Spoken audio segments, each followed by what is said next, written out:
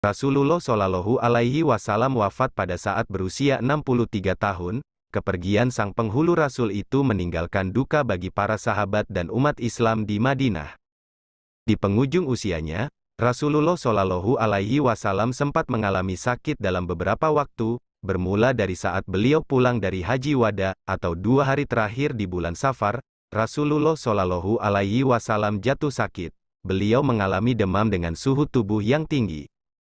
Pada saat sakit yang diderita Rasulullah Shallallahu Alaihi Wasallam mencapai puncaknya, beliau meminta izin pada istrinya yang lain untuk menetap di kediaman Aisyah radhiyallahu anha. Sakitnya tersebut terus berlanjut sampai 10 hari. Meskipun begitu, beliau tidak lalai dalam meninggalkan sholat, bahkan beberapa kali datang untuk menghadiri sholat berjamaah di masjid. Kondisinya yang tidak memungkinkan, membuat Abu Bakar As-Siddiq menggantikan perannya sebagai imam sholat. Beberapa hari terakhir, Abu Bakar As-Siddiq telah menjadi imam sholat menggantikan Nabi Muhammad. Kemudian, 2 hari sebelum wafat, Nabi Muhammad Shallallahu Alaihi Wasallam keluar untuk menunaikan sholat zuhur dan meminta untuk didudukkan di samping Abu Bakar. Menjelang wafat, Rasulullah Shallallahu Alaihi Wasallam beberapa kali meninggalkan wasiat pada kaum muslimin. Salah satunya, wasiat tentang larangan menjadikan kuburan beliau sebagai berhala untuk disembah. Beliau juga mempersilakan orang-orang untuk membalas apapun yang pernah dilakukannya, seperti hukuman cambuk dan sebagainya. Kemudian, Rasulullah Shallallahu Alaihi Wasallam juga melunasi hutangnya kepada para sahabat. Hingga pada suatu hari, Nabi Muhammad Shallallahu Alaihi Wasallam kembali berniat untuk memimpin sholat subuh berjamaah di masjid. Namun, rasa sakit yang dideritanya semakin tidak tertahankan membuat beliau harus digantikan lagi oleh Abu Bakar sebagai imam sholat. Bahkan saat berangkat ke masjid, beliau dibantu perlahan-lahan oleh Ali dan Fadil bin Abbas. Seusai sholat, Nabi Muhammad Shallallahu Alaihi Wasallam sempat memberi wasiat pada jamaah sholat subuh waktu itu.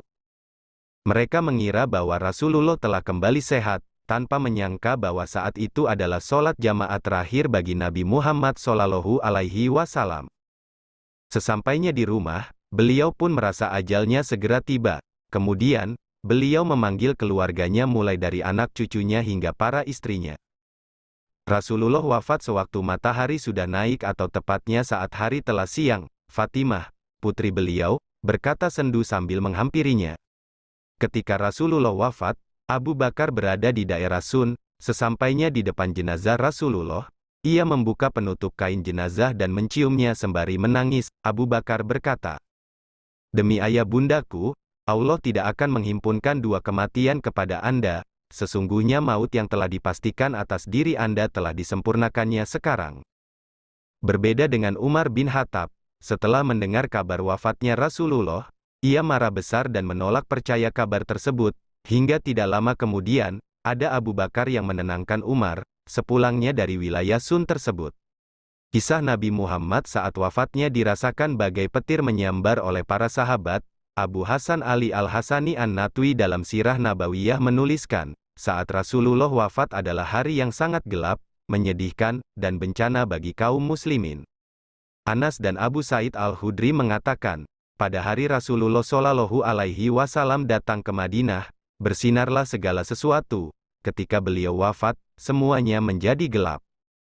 Bahkan catatan dari buku biografi Rasulullah, sebuah studi analitis berdasarkan sumber-sumber yang otentik, pada saat itu, kaum muslimin masih berada dalam kondisi kebimbangan, antara menolak atau mempercayai bahwa Rasulullah sudah wafat. Ia menggambarkan suasana wafatnya Rasulullah Shallallahu Alaihi Wasallam pada saat itu begitu suram dan mencekam bagi kaum muslimin di Madinah. Semoga setelah memahami kisah wafatnya Rasulullah ini, ada hikmah yang bisa kita petik di dalamnya. Sampai jumpa di video selanjutnya dan wassalam.